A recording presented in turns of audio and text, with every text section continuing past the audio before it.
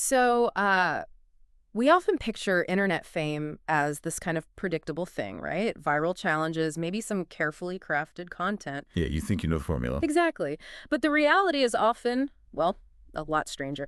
Today, we're going off the beaten path a bit. Hmm. We're exploring some really unexpected ways people get online attention, and it's all sparked by this great article from the Summer News Network. Ah, the strangest ways people went viral piece.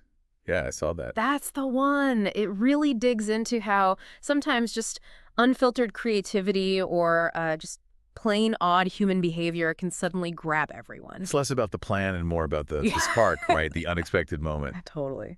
So, our mission for you today, listening in, is to dive into this fascinating, sometimes bizarre world of modern virality using some really unique examples from the article. And what's cool is that these aren't like big marketing pushes, not the usual stuff. No, definitely not. These are more organic moments, things that just sort of bubble up from the weird corners of the internet, almost accidental sometimes. Okay, so let's start with one that's just wonderfully specific. There's this anonymous artist out there, Okay. and for over a year now, this person has been photoshopping Paddington Bear. Paddington, the bear. Yes, the bear. Marmalade sandwiches and all. Photoshopping him into Magic, the Gathering cards. Okay, that's Yeah. unexpected. Paddington and magic cards. Right. And it's been going on for ages. It's this weird intersection. You've got the Magic fan base, which is super dedicated, very niche, Oh yeah, they have their own whole world. And then Paddington, who everyone knows. And putting them together has created this like persistent little micro trend just within the Magic community. It's kind of strangely comforting, maybe? Yeah. Blending something really familiar and sweet with this complex game world. I think so. And it's not something you could replicate easily. There's no challenge. It's not trying to be the next big thing. It's just there. It's just there. Pure internet randomness that found its audience and just keeps going. It kind of shows how something really specific, maybe even a bit odd, can get traction just by existing. Yeah, finding its little corner and delighting people there. It speaks to how the internet lets these really specific communities thrive, doesn't it? It really does. Okay, so let's pivot now. From digital bears to something very much in the real world with real consequences. Okay, quite a shift. Yeah. So this brings us to Judge Michael Cicconetti. They call him Chick from Painesville, Ohio. Judge Chick, right. I remember reading about him, the creative justice guy. Exactly. His whole approach is, well, unconventional.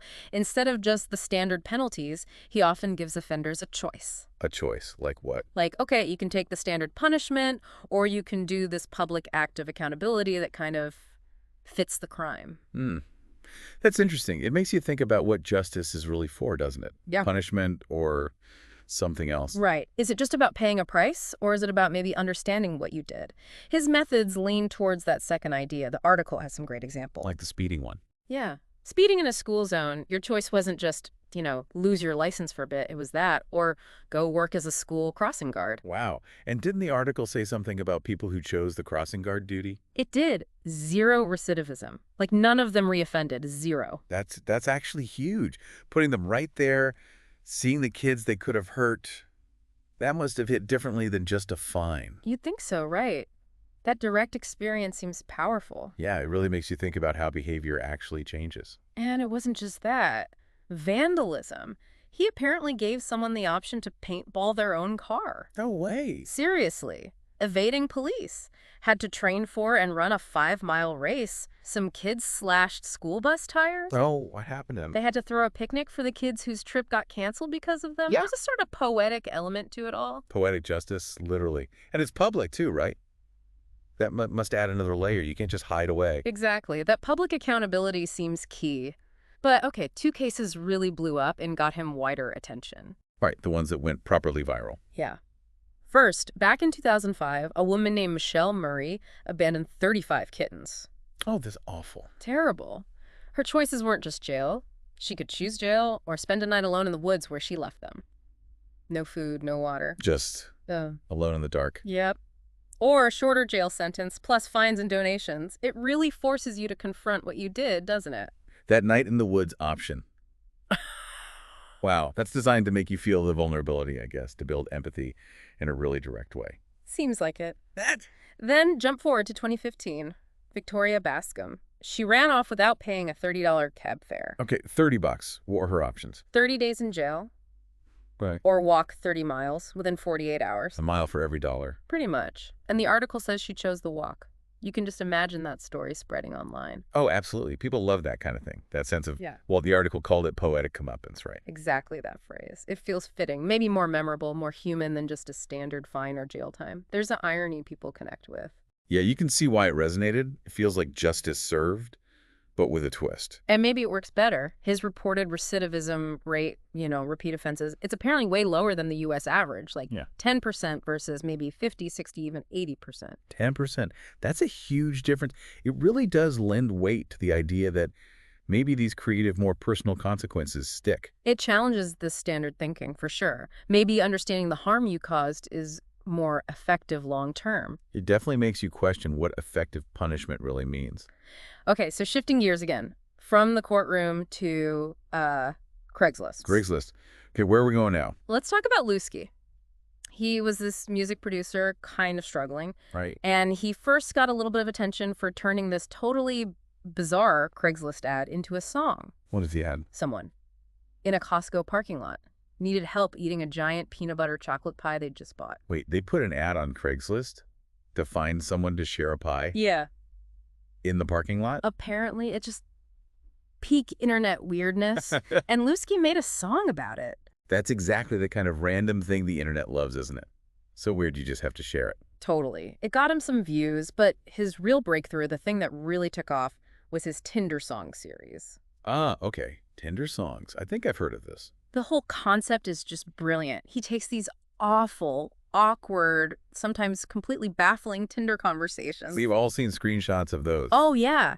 And he turns them into actual musical numbers, like little mini musicals about dating disasters. That's genius. Taking the cringe and making it funny through music.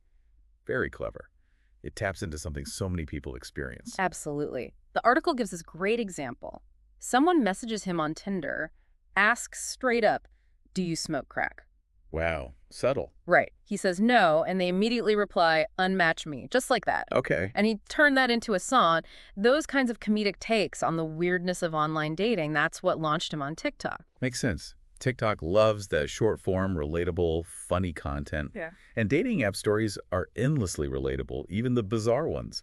It's like shared trauma, but funny. So yeah, we've got Paddington and magic cards, a judge doling out poetic justice, a guy singing about Craigslist pies and Tinder fails. It's quite a range. It really is. So when we look at all these examples, what's the big picture here? What are the sort of takeaways? Well, I think the main thing is that modern virality isn't always about some grand plan or trying to make the next big trend. Right. It's not always engineered. No, often it seems to come from just genuine authenticity.